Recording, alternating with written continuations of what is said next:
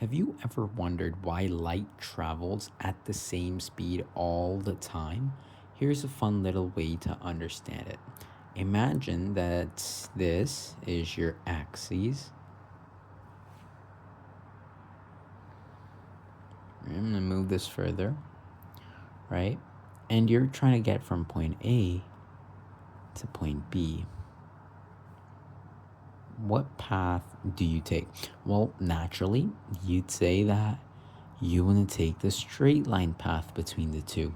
But let's say that this is sort of let's say you're looking at it from the top, right? Let's say this is the top view of the scenario. From the bottom view, right?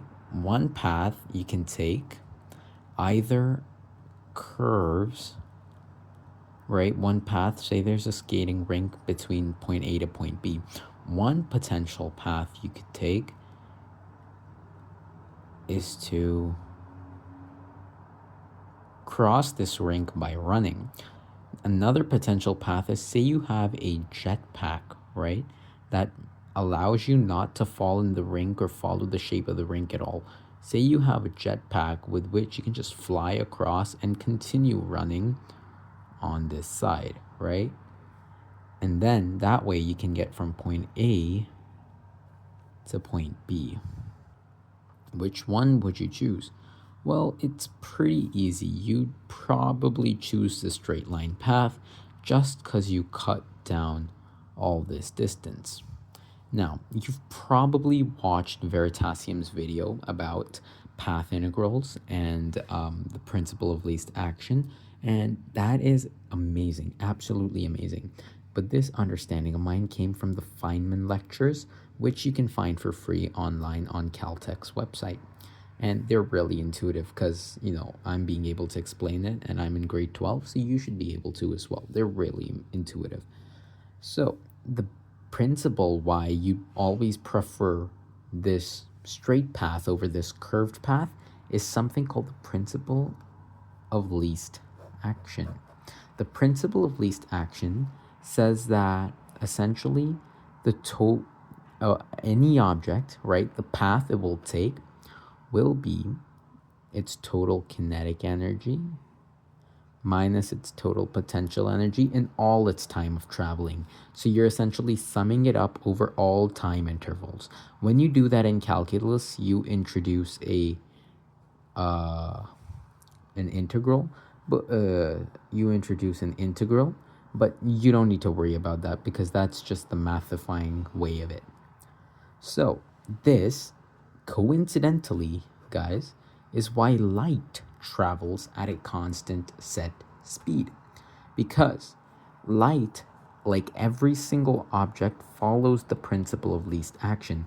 Any path that it will take will always be one where its total kinetic energy over its time minus potential energy in all its time period, that whenever that value is the least, that is the path it will take.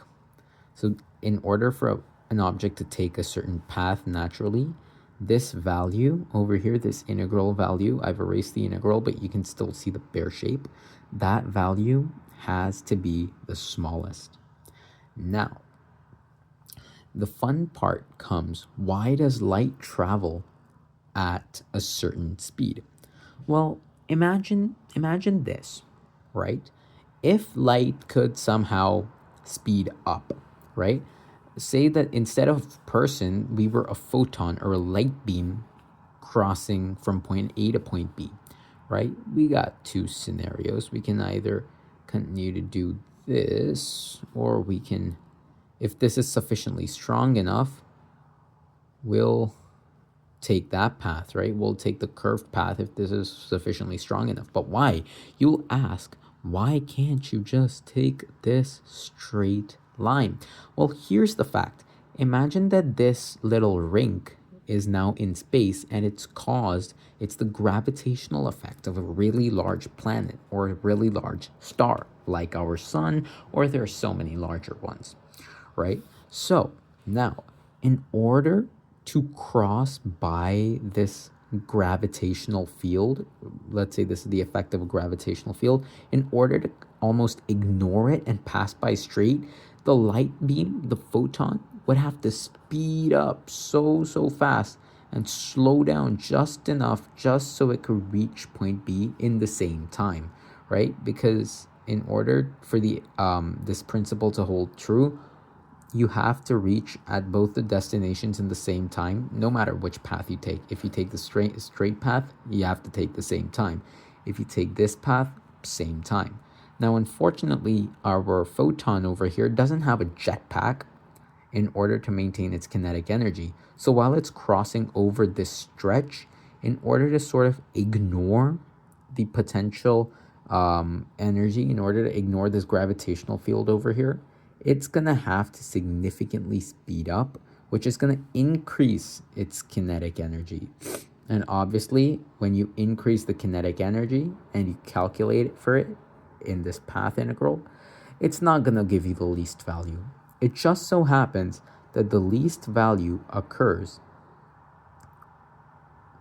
when you take this longer path at the same speed and cross over to the other side.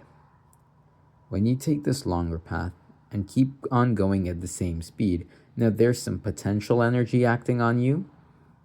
There's some kinetic energy acting on you, obviously.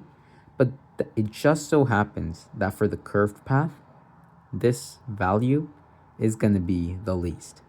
So, since that path is obviously the path of least action, the light beams, whenever they encounter a gravitational field strong enough, they curve, and that's why you see gravitationally lensed things, right? You see gravitationally lensed objects, you see gravitationally lensed pictures in space. You might have seen a picture in space where there was like a little spot over here and there were like 4 supernovae or 4 stars or whatever over here.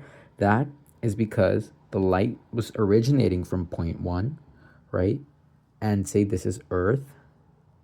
Say that's Earth, right? And light wanted to get straight across it, but there was something so heavy in the way, right? That instead of going straight across it, light just decided to take these paths because they were the paths of least action. I am going to draw a straight line, but when I draw the straight line, I kind of mean that it's curving above the top of this object, not actually going through it. Light won't take that path since it's not the path of least action. This, my friend, is why light curves.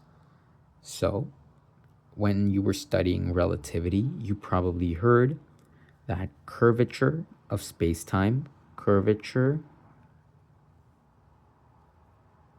of space, sorry for writing in cursive, time affect the path taken by light because of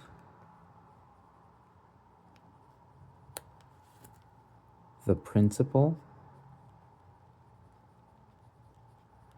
of least action. I unfortunately don't have like a GoPro on me that I can hold this up to record it like that. Otherwise, that'd be pretty cool. But I don't have that on me, so I'm sorry for that. But hopefully this was hopefully you had fun learning about this. It's a neat little explanation. Hopefully I made it intuitive. Have a great day, guys.